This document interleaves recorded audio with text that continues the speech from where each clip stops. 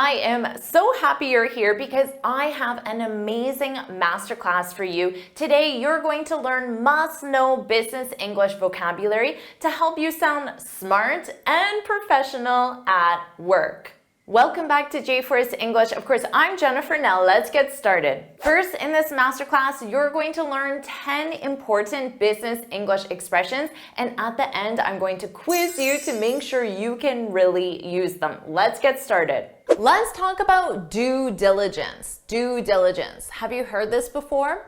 Due diligence is the concept of doing very thorough research or investigation before making a decision. For example, before signing the contract, make sure you do your due diligence. And remember, due diligence, that's simply the research and investigation before signing the contract. So that's the decision you're about to make, the decision to sign the contract. Do your due diligence. Now don't be confused here because the verb I just used is do. You do due diligence. Do is the casual verb. You can also use a more formal verb such as conduct due diligence. For example, before you accept the job offer, you should conduct extensive due diligence on the company. So you should research the company, you should investigate the company, and you should do that thoroughly to make sure you're making the right decision. So you can do due diligence or you can conduct due diligence. Now let's talk about a win-win situation. This is a situation in which all parties benefit. You win, I win, it's a win-win. For example, subscribing to this YouTube channel is a win-win situation. You win because you get to watch all of this amazing content to help you improve your English for free. And I win because by subscribing, that tells YouTube that this is a popular channel, a popular video, and YouTube will recommend it to more people. So it's a win-win situation. So make sure you subscribe, comment, like, share this video with your friends for that win-win situation. In a business context, you should also be asking yourself the question, how can I make this a win-win? You don't have to add the word situation. Native speakers will commonly drop it. How can I make this a win-win?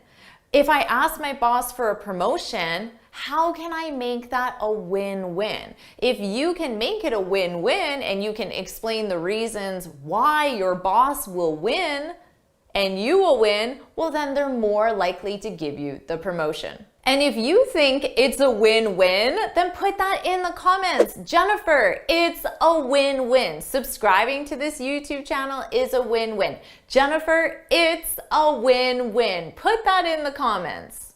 Let's talk about to break the ice. When you break the ice, you initiate a conversation and you do that for the first time. This is used in both social settings like a party or a business setting like before a meeting or a conference. And when you break the ice, it's so you can have that initial conversation and get rid of that awkwardness when you're at a party or a meeting and you don't really know everyone there. So that's why at the beginning of a meeting or a conference, they'll often have some activities planned simply to help you break the ice. Or your boss might say, make sure you break the ice before you pitch them the product. So you don't want to start the meeting by saying, this is my product, you should buy it.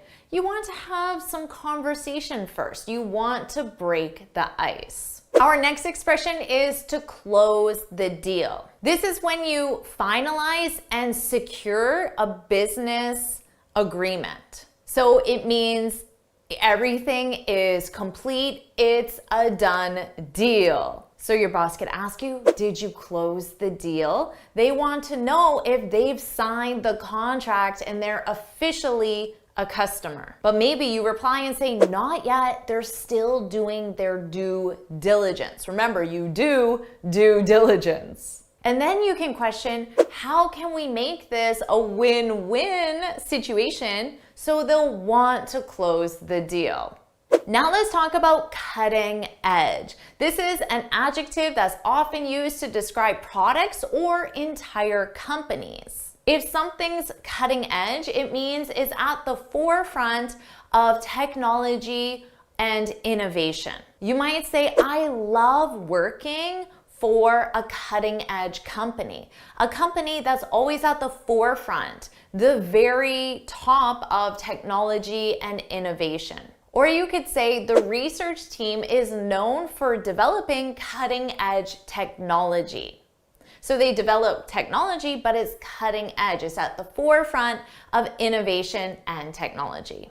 Our next expression is in the pipeline. When something is in the pipeline, it means it's being developed or planned.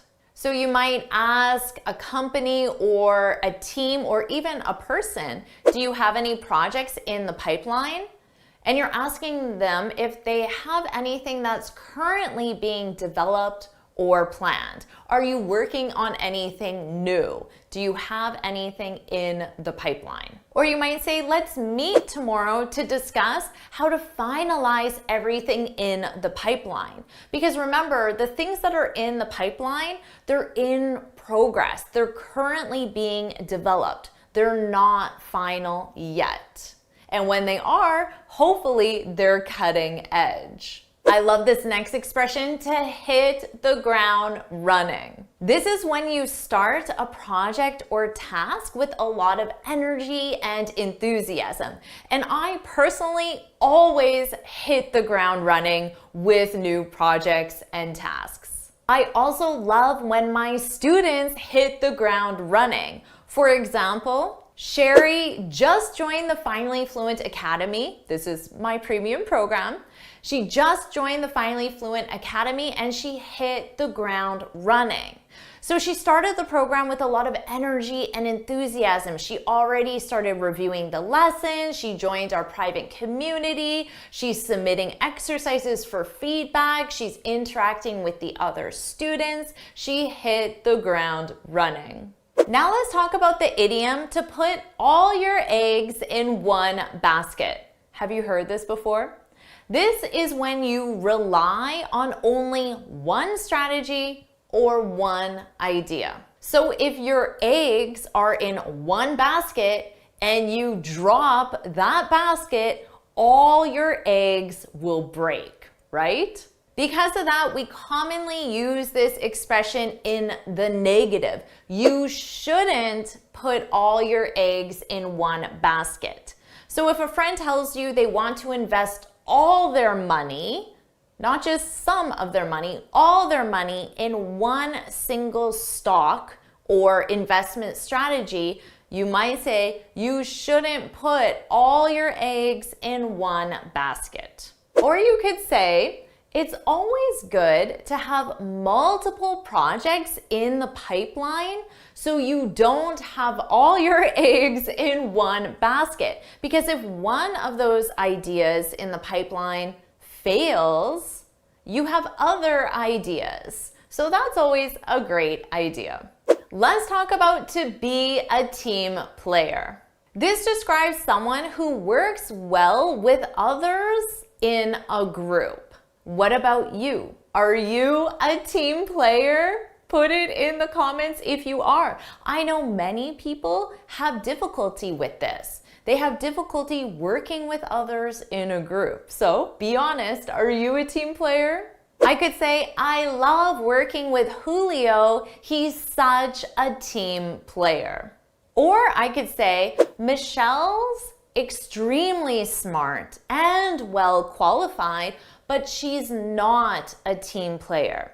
So I don't think she's ready for a management position. Because if you're in a management position, you need to be a team player. So don't forget this very valuable skill. Let's talk about to raise the bar. When you raise the bar, you take your standards or your expectations and you raise them. So you have higher standards, higher expectations. I could say that Apple raised the bar on what a cell phone can do. Before Apple, our expectations for cell phones was about here. Now our standards and expectations are up here. And that's because of Apple, in my opinion. Or you could say their products are cutting edge. They've really raised the bar when it comes to home security equipment. So they've raised the expectation or standards, but specific to home security equipment. So are you ready for your quiz to see how well you know these business expressions? Here are the questions. Hit pause, take as much time as you need, and when you're ready to see the answers, hit play. How did you do on that quiz? Well, let's find out. Here are the answers. Hit pause, take as much time as you need to review them, and when you're ready to continue, hit play. Are you enjoying this lesson? If you are, then I want to tell you about the Finally Fluent Academy. This is my premium training program where we study native English speakers from TV, the movies, YouTube, and the news so you can improve your listening skills of fast English, expand your vocabulary with natural expressions, and learn advanced grammar easily. Plus, you'll have me as your personal coach. You can look in the description for the link to learn more, or you can go to my website and click on Finally Fluent Academy. Now let's continue with our lesson. Amazing job. So how did you do with that quiz? Share your score in the comments, and now you're going to learn professional phrases to negotiate in English because of course you need to know how to negotiate. Let's get started.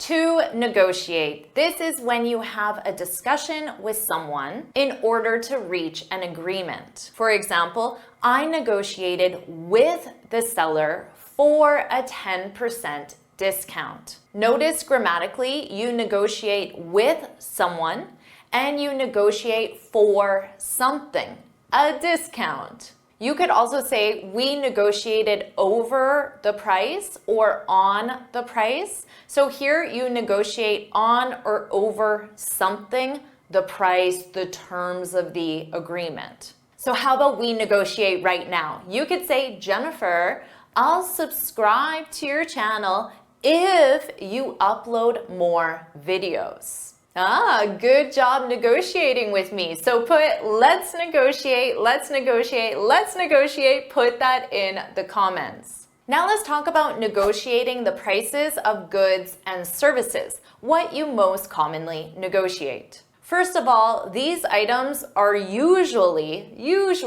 non-negotiable. Items at brand name physical stores like Walmart, IKEA, or shopping malls in North America are usually non-negotiable. Sure, you can try to negotiate, but don't be surprised if they say no or are confused because you're negotiating at Walmart. But don't worry because there are many items that are usually negotiable in North America.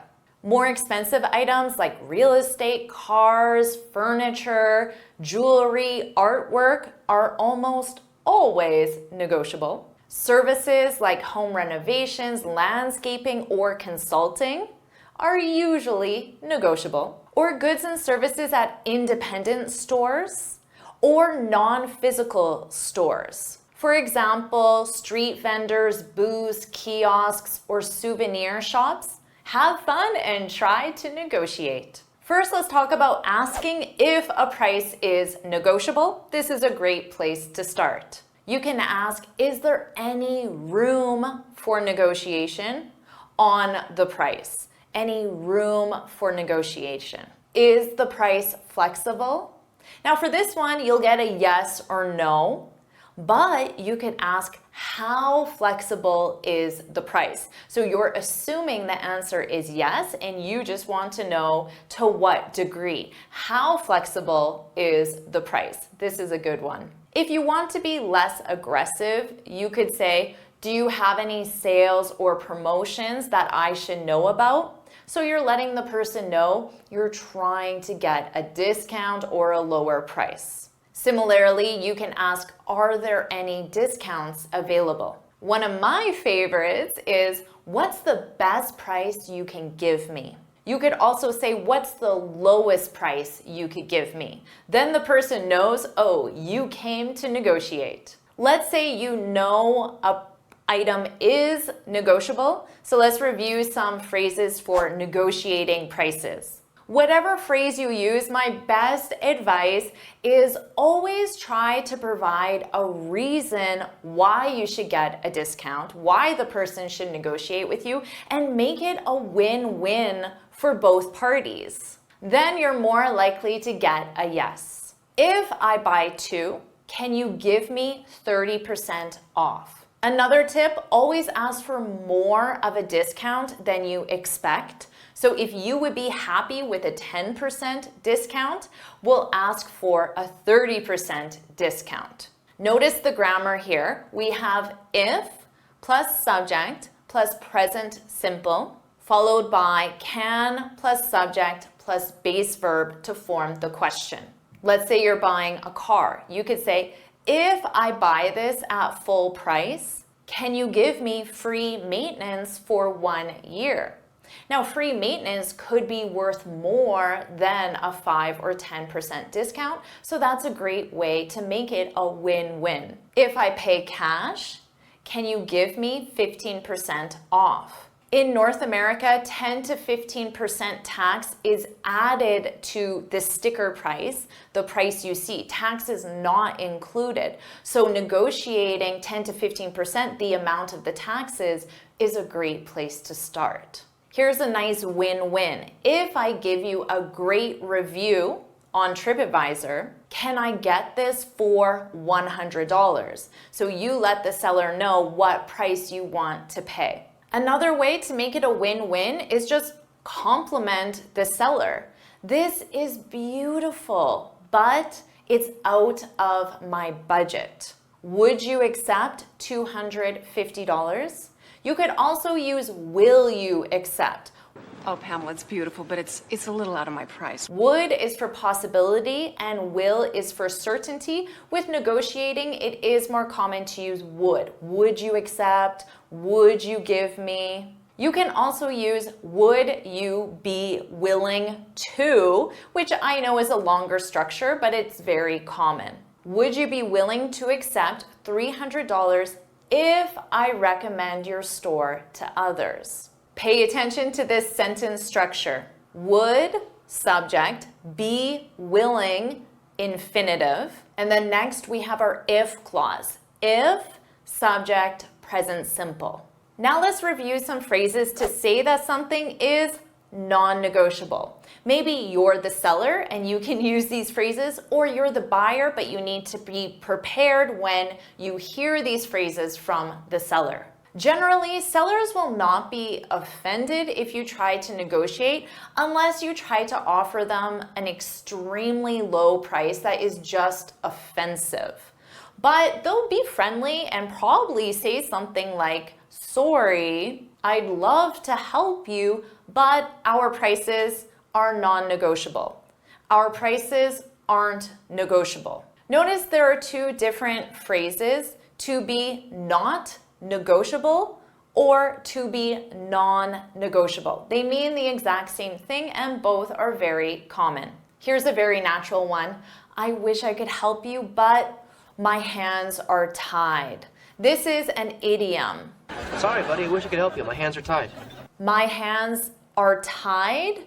This means I'm unable to act or decide because of external forces. So if the seller says this to you, my hands are tied, then most likely the seller doesn't have the authority to give you a lower price. They just work at the shop. They don't set the prices. They just sell you the item. Someone else controls the prices. My hands are tied. This is a very useful one. How about this one? Sorry, I don't have any wiggle room. Wiggle room on the price. That's fun to say. Wiggle room. I don't have any wiggle room on the price. Wiggle room represents the ability to change or flexibility. So if you don't have any wiggle room, it means you don't have any flexibility. So it's another way of saying my hands are tied. I'm unable to do anything about the prices. The seller might say, our prices are already the lowest they can go. This is the seller's way of trying to reassure you that you're getting a good price and at the same time saying they're not willing to negotiate. So it's a powerful phrase. The seller might say, if I could, I would. If I could give you a discount, I would give you a discount. If I could, I would. Now, implied in this is, but I can't. But most likely they won't say that. If I could give you a discount, I would, but I can't. That's implied. It doesn't have to be said, but that's what this means. So you tried to negotiate. The seller said no. So let's talk about some phrases for you when you want to stand your ground. To stand one's ground, this is when you maintain your position, your beliefs, or your opinion, especially when you're opposed. So if you stand your ground, it means I said I want a 10% discount.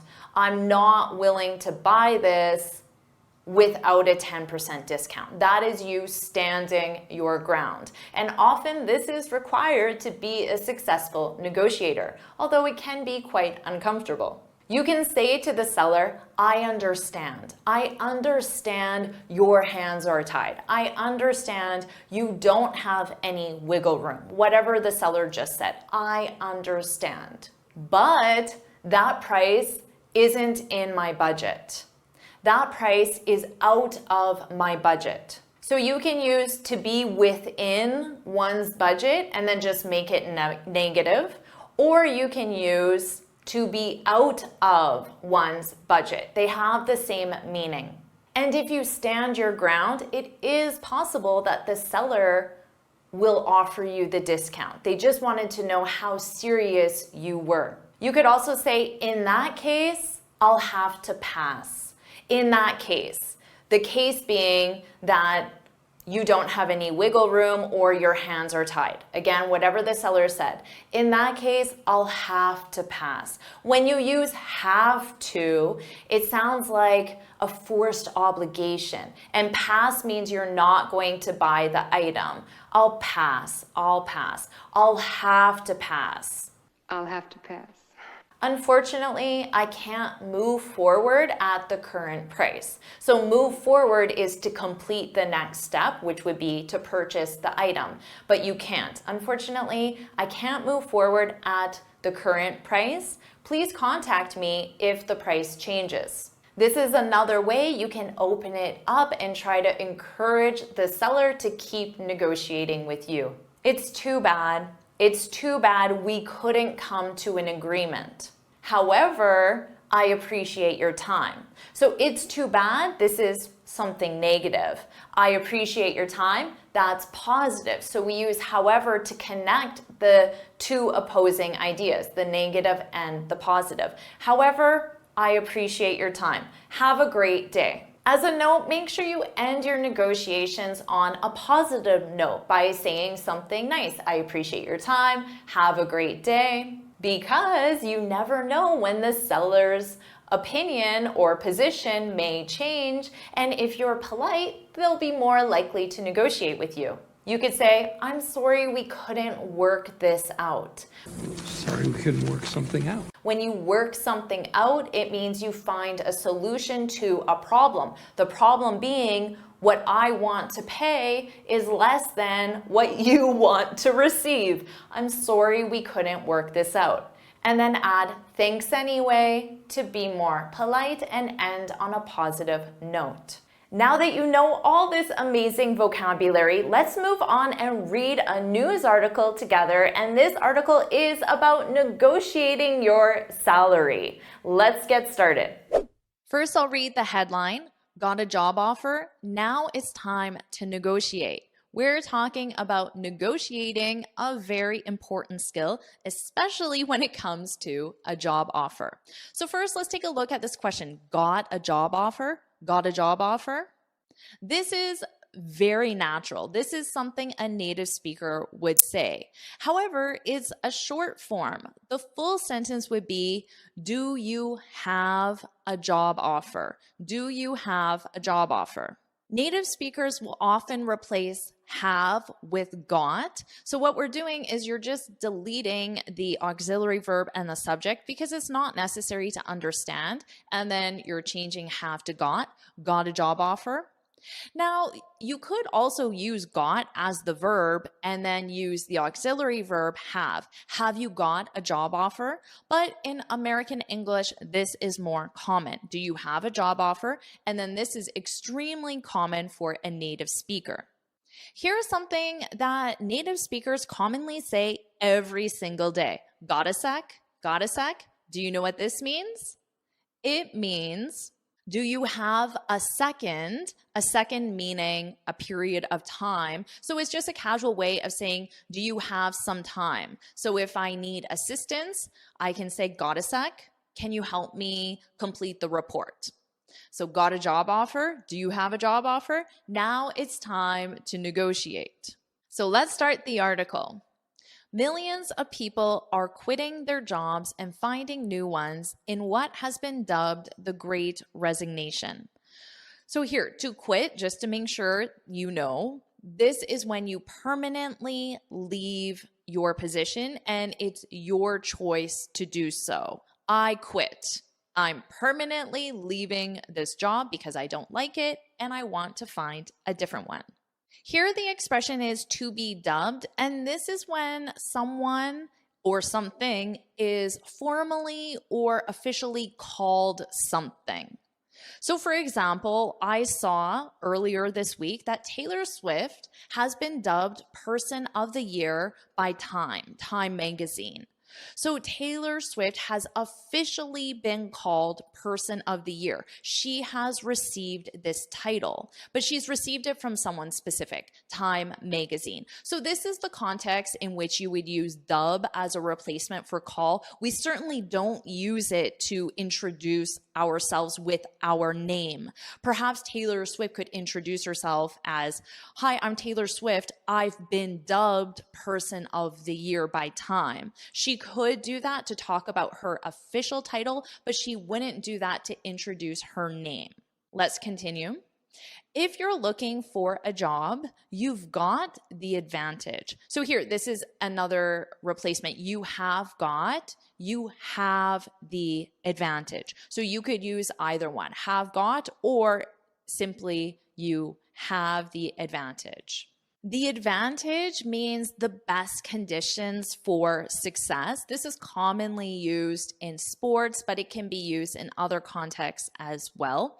And there's an expression that we say the upper hand. So the advantage can also be called the upper hand. You have the upper hand. So let's say there are two sports teams and one team is playing in their home city. That team has the advantage. That team has the upper hand because all the fans will be cheering for them and supporting them, and they've practiced on that exact field. So they have the upper hand, they have the advantage. And if you've received a job offer, it's now time to negotiate. Now, of course, negotiating is very culturally specific. In North America, it's expected that you would negotiate a salary position. So a salary meaning you get a set amount per year, $80,000 per year. But for hourly positions, you can negotiate them, but it's not as expected as a salary position. It would be very common for someone to say, no, the hourly rate isn't negotiable, but that salary position is almost always negotiable. What about in your country? Share in the comments if it is common or expected to negotiate your job offer, the salary in your job offer. Share that in the comments. While salary tends to be the major negotiation point, so that's what I just talked about, salary, that's how much you make per year, it's not the end of the conversation. So by saying it's not the end of the conversation, it means that there are other opportunities to negotiate beyond the salary, So that means more than the salary. There are other benefits and perks that can be flexible as well.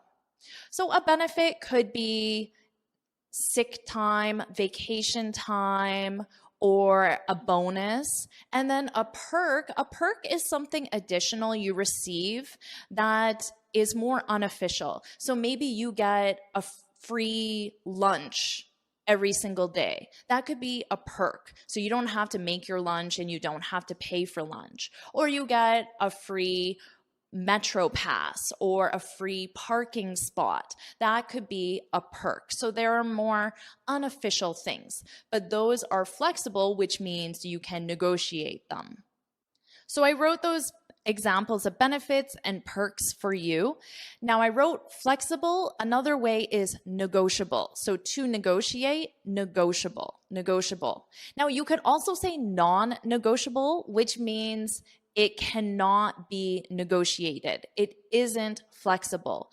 So the employer might say the hourly rate is non-negotiable, which means you will not receive any higher than advertised. The hourly rate is non-negotiable. But then you might say, how about the benefits? How about the perks? Because remember, there are other things to negotiate, at least in North America. Again, please share how negotiation works in your culture in the comments. I think it would be really interesting to know.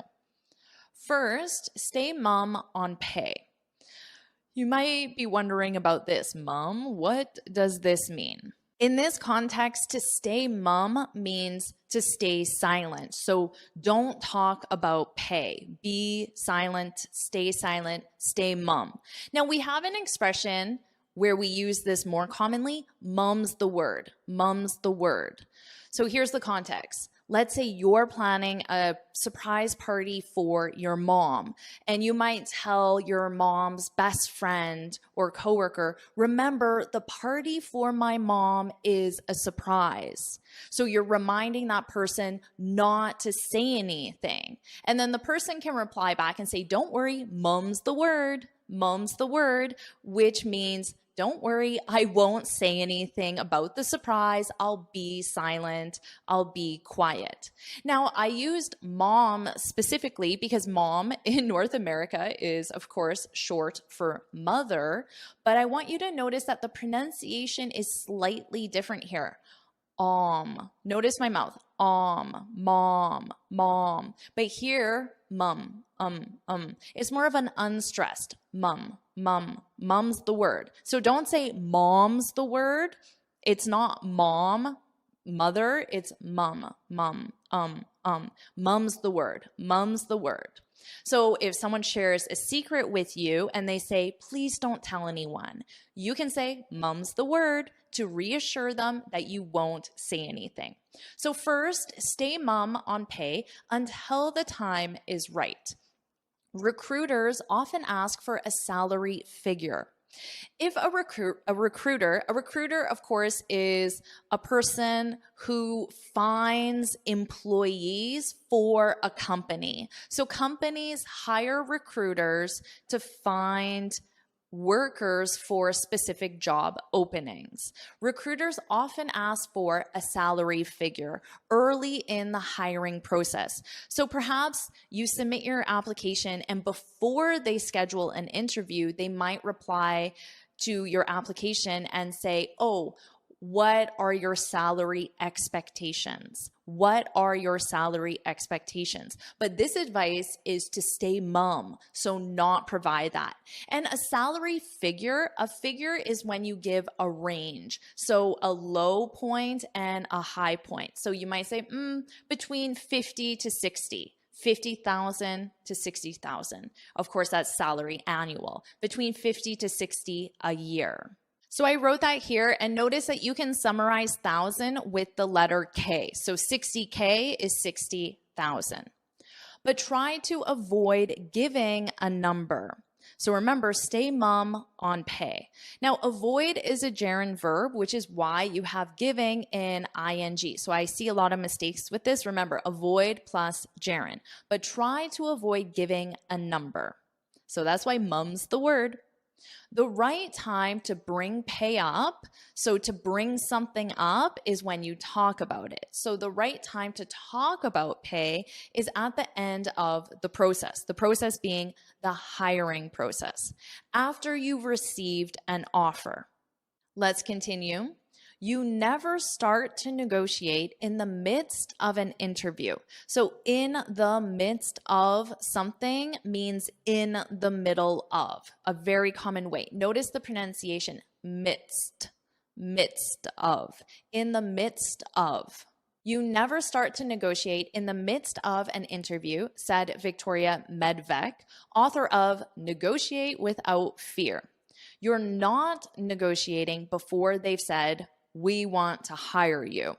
So that makes sense. You wait for them to offer you the job before you negotiate. That makes perfect sense. The key is having a well-researched salary number. So here, the key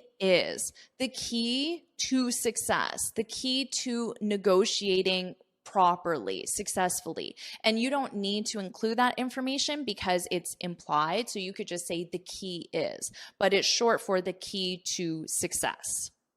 So if we're having a conversation about the best way to become fluent and the context is established, I could simply say the key is having a great teacher, because you already know that the context is the key to success, the key to successfully learning English is having a great teacher. And hopefully I'm that teacher for you. Now, if you agree with that the key to success is having a great teacher, put that's the key, put it in the comments. That's the key. The key is having a well-researched salary number. Websites like Glassdoor, PayScale, and LinkedIn can help provide a sense of what people in similar roles, experience levels, and markets are making. Once you have a consensus of what is a reasonable amount. Okay, a consensus. This is a general agreement. So if you look on these different websites, these 3 websites, and 80% of people say that a marketing director should make $100,000 per year, well, then that's a consensus. You don't need 100% of people to agree for a consensus. Is just the majority, the general majority. So 80%, in my opinion, that would be a consensus. Some people might think a lower number would be a consensus as well. So once you have a consensus, the majority of people agree of what is a reasonable amount, come up with 3 different numbers: your wish, want, and walk. Now, when you come up with something, in this case, 3 different numbers, it means that you determine those 3 numbers. You establish them. They're firm in your mind. But notice this is a 2 preposition expression, to come up with something. Come up with 3 different numbers: your wish, want, and walk. Wish, so this is now explaining what this number is. So wish is a high specific number you open with. So notice here they said a specific number. So that is not a range. Remember, a range was between 50 to 60, but they say a high specific number. So if this is your range, a specific number on the high end would be $58,500 per year. That's very specific, and it's on the high end of that range. Wish is a high specific number you open with. Want is the actual target that is a little lower. So the target means this is what you actually want. So although you said 58.5, you actually would be happy with 56. Because again, this is culturally specific, but negotiations in North America for salary, they go back and forth. So I say a number, but then my employer is going to say something a little bit lower. So I need to start high because I know my employer is not going to accept that number. They're going to say something lower. So my actual target, my want, should be lower than my first number. And walk is the point in which the deal is no longer good for you. You have to set that in advance. Now, it's called a walk because the expression is to walk away from a deal. When you walk away from a deal, it means you reject that deal, you end that deal. Let's review this sentence. The interview went well, but they only offered me $52,000, so I walked. I walked away, which means I said, no, this negotiation, this conversation is over. I reject your offer. Now, notice I put away in brackets because native speakers will commonly drop it and simply say, I walked. I walked. Now, another example, they offered me $52,000. Should I accept it?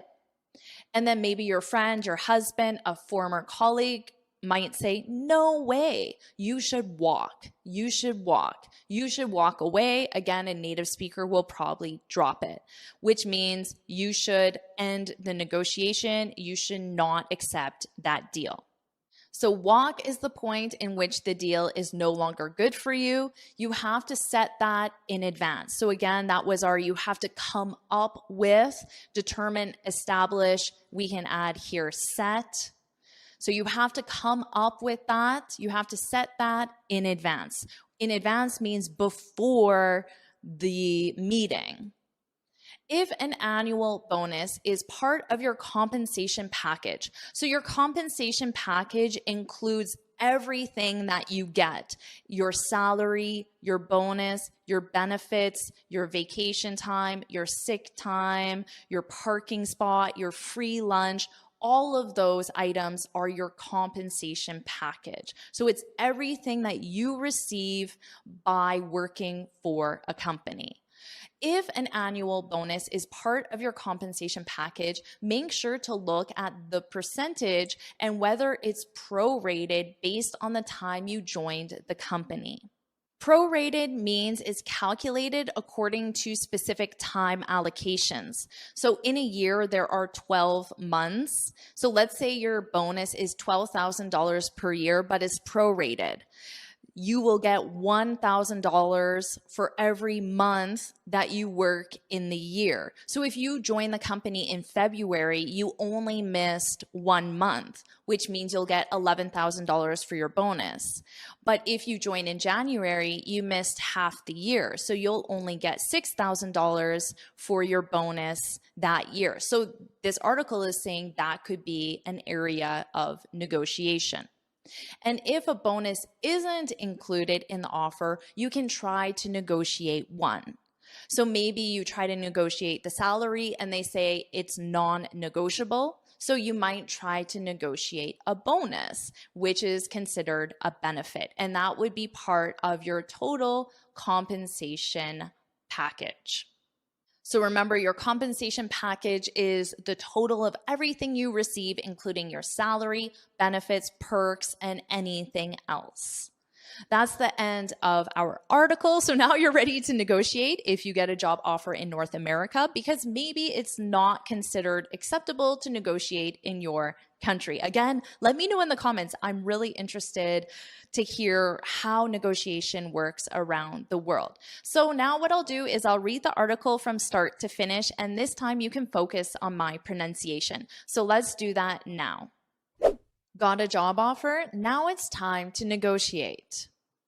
Millions of people are quitting their jobs and finding new ones in what has been dubbed the Great Resignation. If you're looking for a job, you've got the advantage. And if you've received a job offer, it's now time to negotiate. While salary tends to be the major negotiation point, it's not the end of the conversation. There are other benefits and perks that can be flexible as well. First, stay mum on pay until the time is right. Recruiters often ask for a salary figure early in the hiring process, but try to avoid giving a number.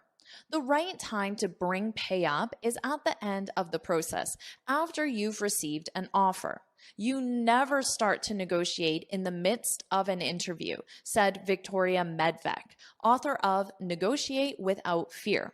You're not negotiating before they've said, "We want to hire you." The key is having a well-researched salary number. Websites like Glassdoor, PayScale, and LinkedIn can help provide a sense of what people in similar roles, experience levels, and markets are making. Once you have a consensus of what is a reasonable amount, come up with 3 different numbers: your wish, want, and walk. Wish is a high specific number you open with. Want is the actual target that is a little lower, and walk is the point in which the deal is no longer good for you. You have to set that in advance. If an annual bonus is part of your compensation package, make sure to look at the percentage and whether it's prorated based on the time you joined the company. And if a bonus isn't included in the offer, you can try to negotiate one. Now let's keep expanding your vocabulary with 15 C1 words to sound smart in the workplace. A fiasco. This is a noun, and it means a complete failure or collapse. Now, you describe something as a fiasco. For example, you could say, the conference was a complete fiasco. So, a complete failure. It means the exact same thing, but side by side, failure is more of a beginner word. It's an everyday word. Fiasco instantly makes you sound smarter. Number 2, to revel in something. This is a phrasal verb, so pay attention to the sentence structure because you need the preposition in. To revel in something. This has an easy meaning. It simply means to really enjoy something and take pleasure in something. For example, he reveled in his new promotion. He really enjoyed his new promotion, took a lot of pleasure from it. Now, just an important note.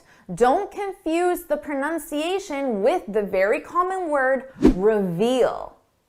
We're talking about revel, revel, reveal, revel. Notice the difference in the vowel sound. This is a short sound, revel.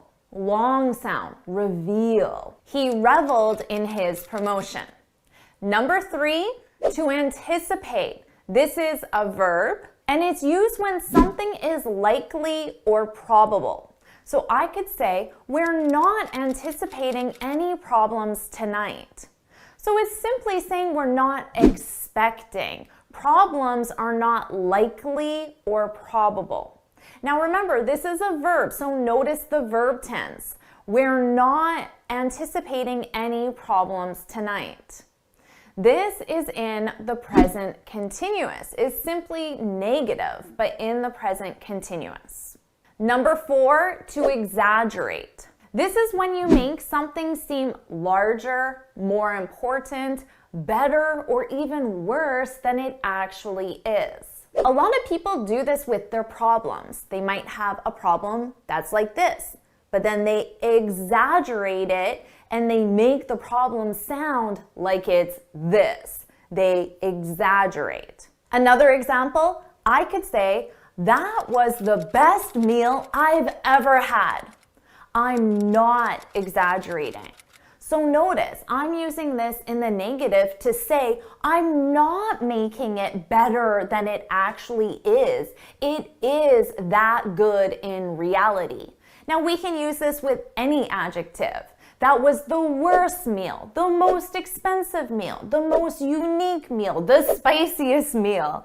I'm not exaggerating. Number 5, to indicate. This is a verb, and this is when you make something clear or you simply show something. We use this a lot in research studies and reports. For example, the study indicated that the cost of gold is increasing. So this is just a smarter way to say the study showed that the cost of gold is increasing.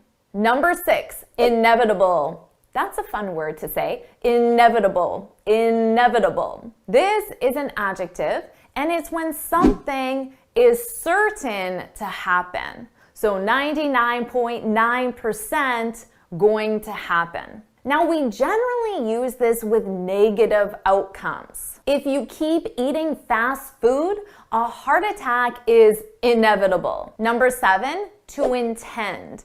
This is a verb, and it's used when you have a plan or a purpose. We commonly use this in the negative to say we don't have a plan or purpose. For example, I could say, I didn't intend to hurt your feelings. That wasn't my plan. That wasn't my purpose. I didn't intend to hurt your feelings. Now, you can definitely use this in the positive. For example, we're talking about C1 vocabulary. This video is intended for advanced students. Number 8, mistaken. This is an adjective, and it's when you're simply wrong. You're wrong in opinion or judgment. So I could say, I thought the conference started at 9, but I was wrong. You can say that.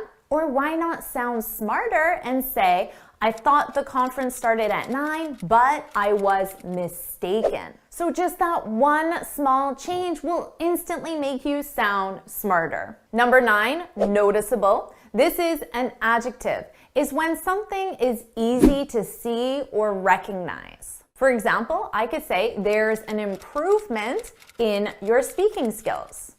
Now, improvement is our noun, so I can modify our noun with our adjective noticeable and say there's a noticeable improvement in your speaking skills. It makes your sentence more complex, and it makes the improvement sound better because it's easy to see or recognize. Number 10, substantial. This is an adjective. This means large in size, value, or worth. For example, her promotion was substantial. It was large in value or in worth. Cha-ching! Number 11, to absorb. You need this one because when you absorb information, it means you understand it fully. So when you start a new job, you might say there's so much information to absorb. So you have to get the information, but then you also have to understand it fully. So hopefully you're absorbing all of these new words. Number 12, to compel. This is a verb. It means to force someone to do something. For example, he was compelled to wear a suit to work. This means he didn't want to wear a suit. Somebody, most likely his boss or the company as a whole, forced him. They compelled him to wear a suit. Number 13, drastically. This is an adverb. It modifies a verb. And when something happens drastically, it's in a severe and sudden way. For example, everyone's daily routine was drastically changed in 2020. We went from going out every day to staying home every day. Our routines changed drastically. Number 14, excessive. This is an adjective, and it means too much. The amount of sugar in processed foods is excessive. It's too much. And finally, to generalize. This is a verb, and it is used when you say that something is true all the time, when in reality, it isn't. It's only true some of the time, perhaps. For example, many people say that Canada is cold all the time. You can't generalize about the climate in Canada. We have a very diverse climate. It can get really hot and it can also get really cold. You are doing such a great job. Now let's end this masterclass with vocabulary that students commonly confuse, and that's the difference between employ, employee, employer, and employment. Let's start with employ. This is a verb, to employ. As a verb, of course, you need to conjugate it with your subject and your time reference. Now, what does this mean? Well, you need to understand the sentence structure of how to use this verb, and someone or something like a company, someone employs someone. And when that someone or something like a company employs someone, that means that they pay them money in order to do a job. That's what the verb employ means. So let's look at some examples. I could say the company employs many students. Now you might think, oh, as a student, they're just doing the work for free, volunteer work, or it's an internship. No, it can't. If you use the verb employ, there has to be money exchanged for work. So it isn't volunteer. Even though that person is a student, if a company employs them, it means they're paying them to do that job. Another example, you could commonly ask, how many people does your company employ? How many people work at your company and receive money in order to do that work? Employee is a noun. You are most likely an employee. If you work for someone else, whether it's a company or an individual, and that someone pays you money to do the work, then you're an employee. You're not an employee if you own your own business and you work for yourself, for example. But if you work for someone else or a company, of course, then you're an employee. Now, as an example, you can ask the same question that we asked before using the verb employ, but this time you would ask, how many employees? How many employees does this company have? Because now we know an employee is someone who works for a company and is paid for it. How many employees does this company have? Or another example, the company gave every employee a raise. So every person at that company that receives a paycheck, they gave them all a raise. All their employees got a raise. Now let's talk about employer. I hear many students, even sometimes native speakers, confuse employee and employer. All you have to remember is employee is the one getting paid and the employer is the one paying the employee, okay? So employer, that's like the boss, it's the company. Employee is the one working at that company and getting paid. So you can think of it as an employer is a company or a person that employs people, now that you know what the verb employ means.